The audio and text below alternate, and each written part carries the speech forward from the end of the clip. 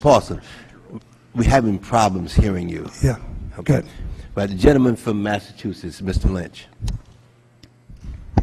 Thank you, Mr. Chairman. Mr. Secretary, I want to go back to the line of questioning suggested by Mr. Jordan of Ohio. I also sit on the Financial Services Committee. You testified at least a half a dozen times before that committee prior to the TARP vote. You did indeed, in all of your testimony, along with Mr. Bernanke, express the intent, the central intent of this TARP program was to buy toxic assets to get the economy moving again and to get folks lending again. And you pounded away at that central theme. And what Mr. Jordan was saying, that a matter of days went by and you changed completely the focus of that program. Now, in my opinion, you misled Congress.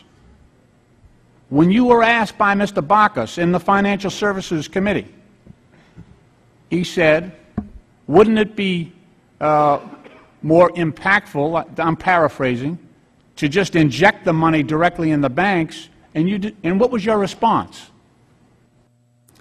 I believe I said right there that... You said that wouldn't work. You dismissed that. You dismissed that in open committee. Right. Which led members of Congress to believe that you weren't going to do that. Now, hear me out.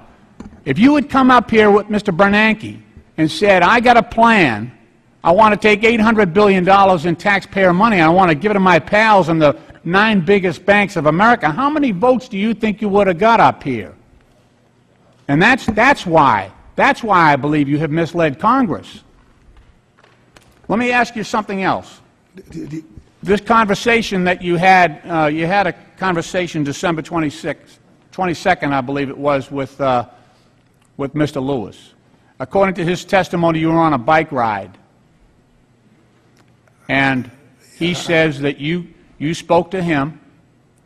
You were on a bicycle. He was able to catch up to you. Which date was this?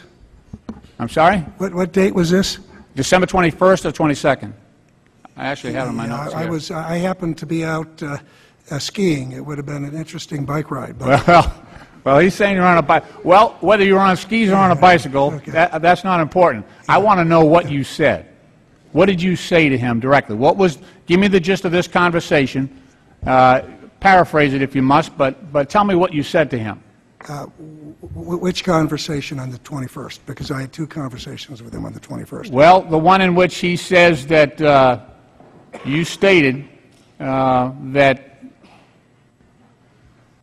there was a real threat or the real possibility, I won't use the word threat, that he could be removed and the board could be removed right. Under the emergency Fed power, not by Treasury. That conversation. Okay. This conversation was one where I said to him, number one, that the Treasury and the Fed have communicated publicly that we are committed to prevent the failure of systemically important institutions, and Bank of America definitely is one. Number one. Secondly, that we believed that the exercise of a MAC clause would show a lack of judgment, and if he did so... This is what you said to him? Yes, and if he did so, it could destabilize destabilize Bank of America, Merrill Lynch, and the financial system, and under those circumstances, the Federal Reserve could replace management and the board. Did you have a conversation with Mr. Bernanke prior to this, that you were going to have this conversation and put it on the line like this? I had the conversation I had with Ben Bernanke. I did have a conversation before this with Ben Bernanke. I had received a call from Ken Lewis telling me that he had been giving more thought to the situation, and he and his board were increasingly concerned and were considering exercising the MAC clause. And I had a conversation with Ben Bernanke beforehand. But I will say to you, I had had so many conversations with Ben Bernanke, I have a trouble distinguishing one call from another. And the call I had with him was not one where we're saying, now let's get our script down. I had a conversation with Ben Bernanke, told him that I had heard from Lewis, and then afterwards I got back to Lewis with the conversation I just gave to you. Let me ask you, either on skis or on bicycle, was anybody with you when you made this call? I made the call I made the call from my living room in a ski cabin in Colorado. And there was nobody else in the room at the time? Unless one of the kids were running through or one of the grandchildren, but other than that, I think I was by myself. All right. My time has expired. I yield back.